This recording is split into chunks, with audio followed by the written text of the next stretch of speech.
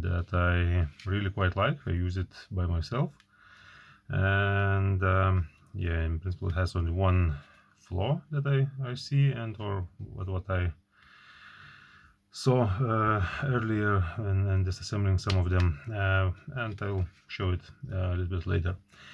So to take it apart for cleaning or whatever reason, we need a few Torx screws. I think it's T6 and T8. So first of all, you have to take a T6 and open this screw. You get the screw and the cap off.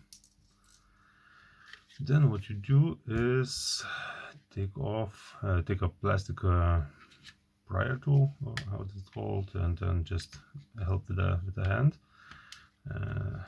and in principle it already takes off. So this, and then slide it out into this direction. Then in principle is the trickiest part is these two plastic parts. It's easy to take off, just twist it into one or other direction and they will come off. It's much more difficult to get them back. Okay, but this will be later. Okay, so and then you have 1, 2, 3 latches from both sides that you need to lift up a little bit and help out with some sharper tools.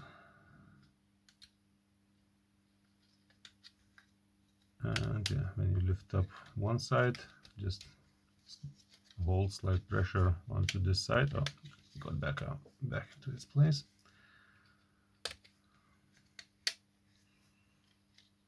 Okay, and from the other side, you do the same. 1, 2, and 3.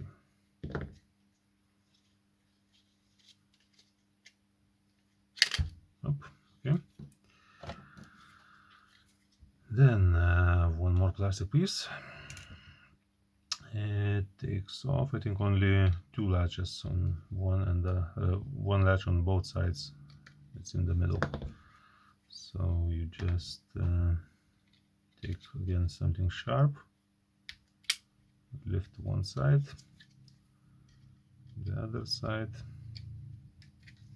up, and that's it. It comes off with a button that engages the lock mechanisms, and then it locks immediately. So then you can take off this part. And yeah, for now, then you need the T8 Torx. We have 4 screws.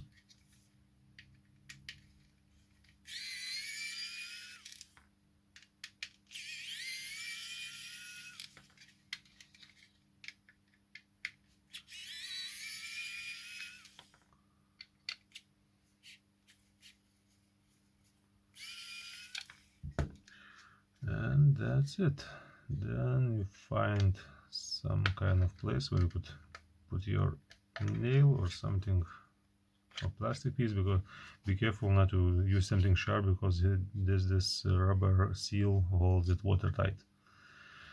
Yeah, we get this, and then we have 2 more T8 screws that hold the motor and the electronics in its place. These are a little bit different than the other T8 screws, so keep them apart. And that's it. We can take out.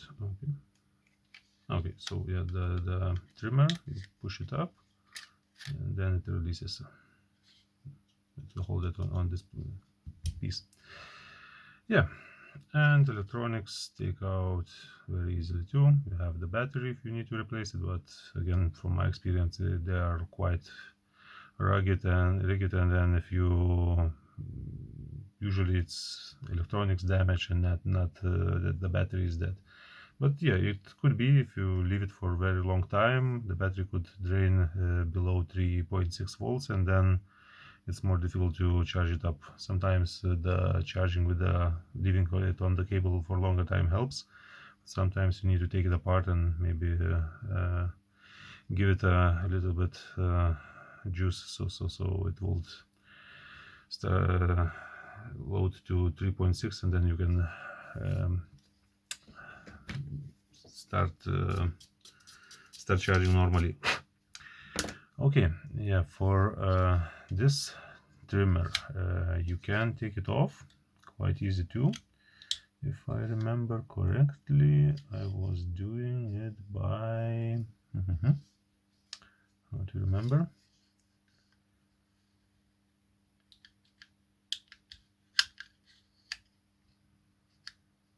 Okay, let's try. Let's take some plastic tool.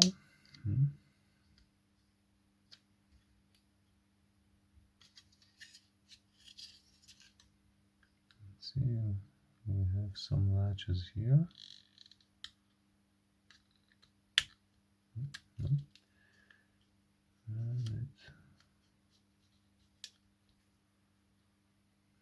Yeah, it was quite a long time, and I was needed to exchange only once this piece.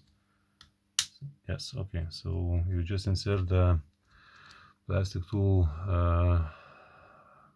between the trimmer and the frame, and just twist it a little bit onto the side, and this side already came out, the second one too.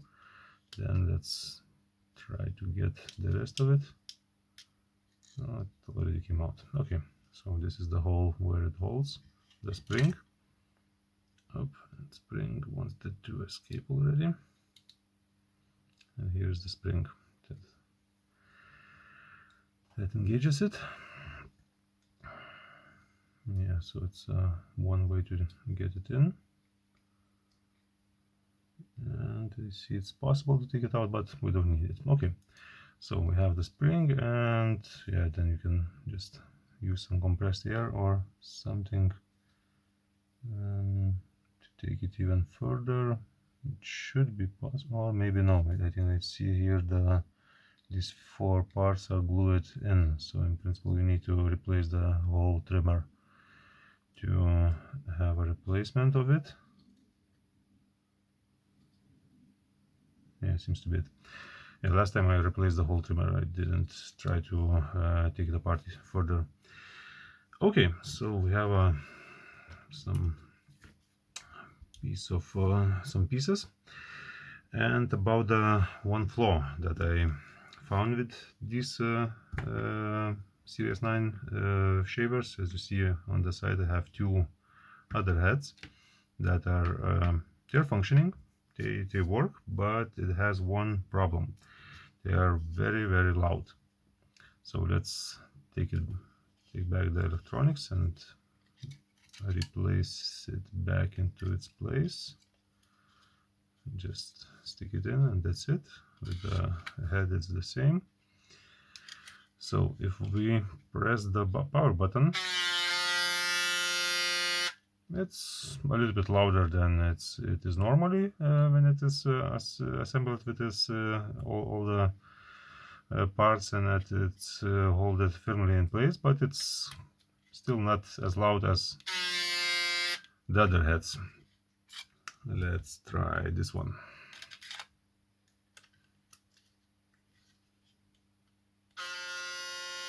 Okay, this is even not as loud. I was expecting another effect. Let's see. So this I think has some kind of other problem. These parts shouldn't be that much out. But what I wanted to show you is where usually the fail point is. It's at this point. It has a metal frame and a plastic frame holding it in place. I think it was chosen to have a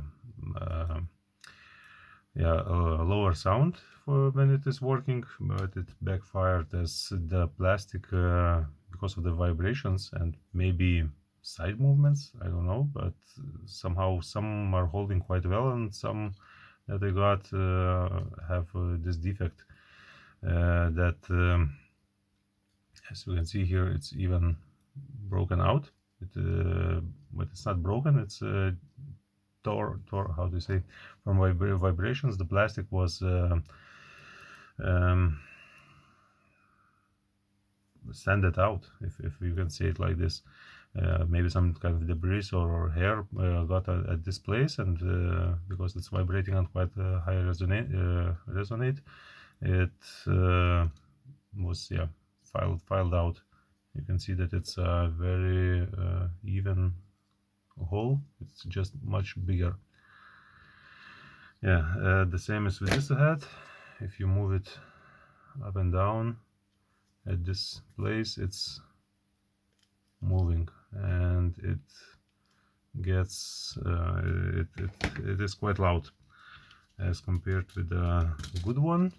If you move it, it doesn't move at all, and that's why it's much more quiet and works as it's designed.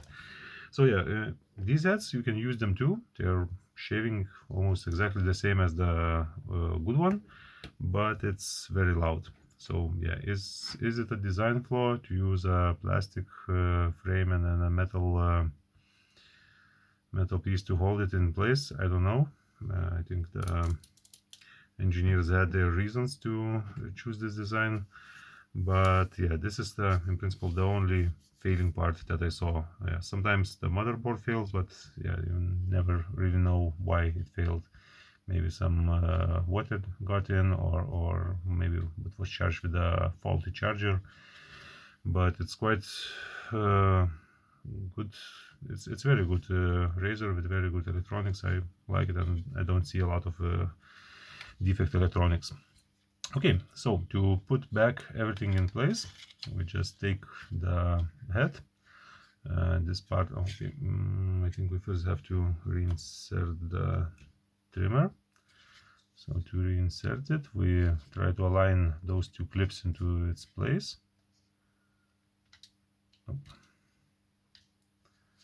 Or maybe from other side, we first insert the spring into its hole.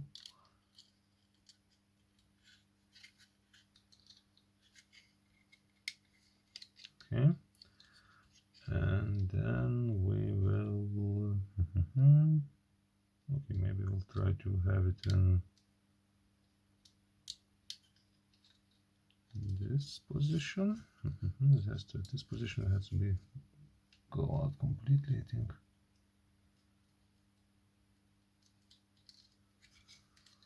Or like this. Okay, this should be the place when it's complete. And let's just insert these two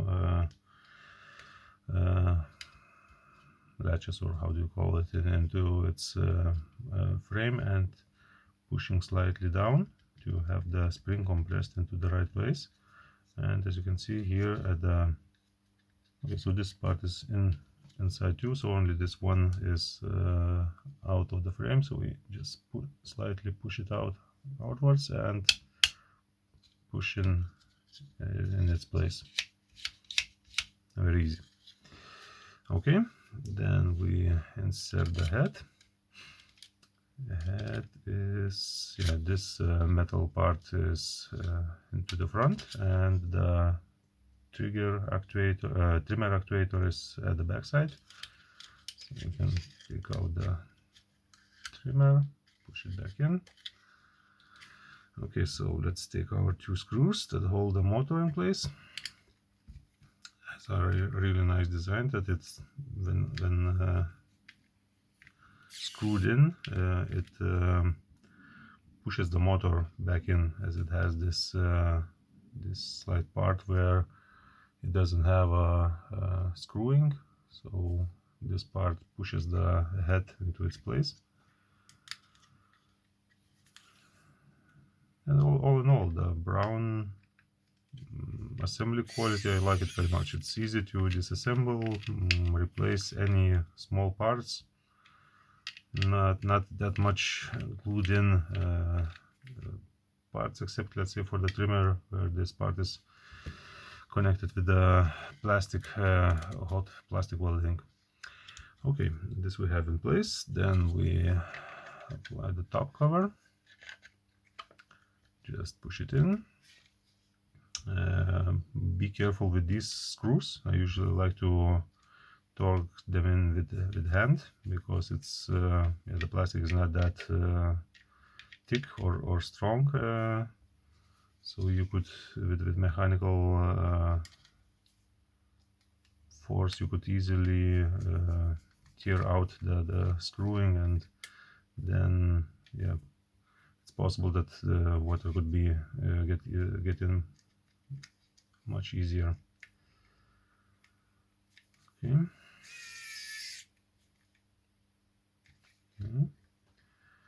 And the last one.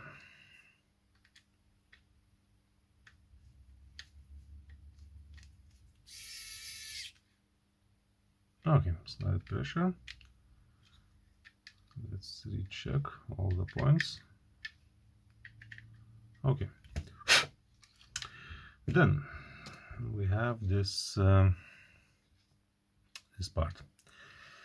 If I remember correctly, it has to go like this, and what I usually do is push this spring into this small housing here, then insert this part into its place.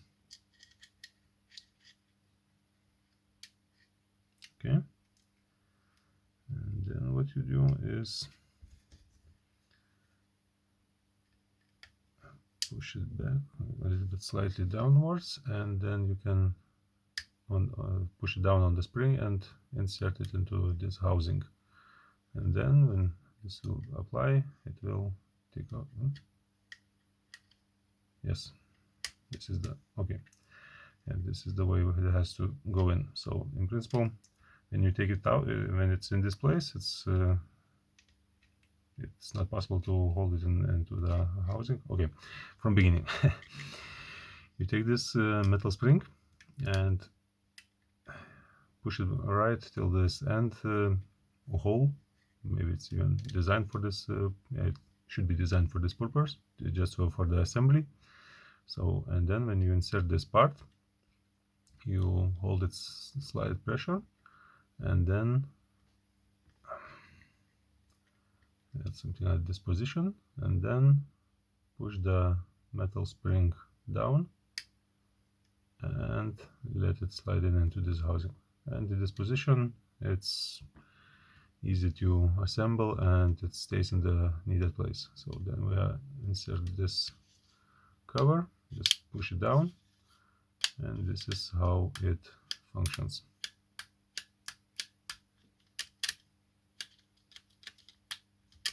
That's it with this part. Okay, now we come to the most difficult part. I believe, yes, these two parts.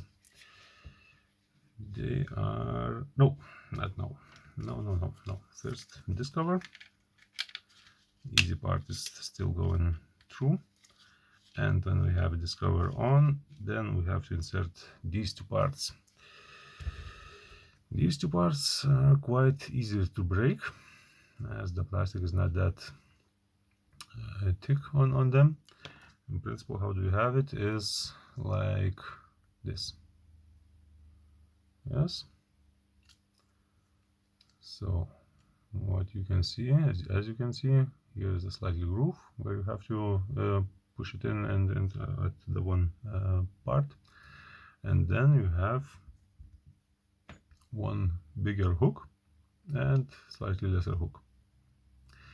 This is the main part that you have to be very careful about, because if you just press it in, it's quite likely that you will break it out, or just bend it in, and then you have to bend it back, and yeah, plastic doesn't like that very much. Okay, so what you have to do, or this is my method to assemble it. I don't say that it's the best, but for me it was functioning. Here, as you can see, and here you have to insert this part. So we just insert it in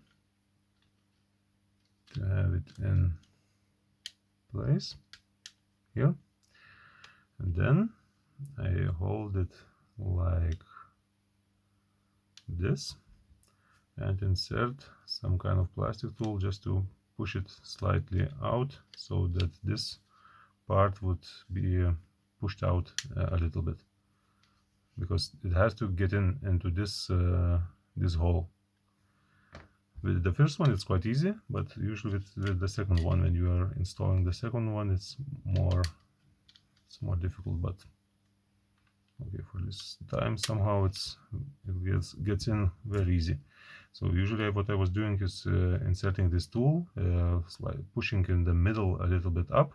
So I would push the whole this plastic part upwards, then pressing with my finger this part down to have this hook aligned with this hole, and then I was pushing down.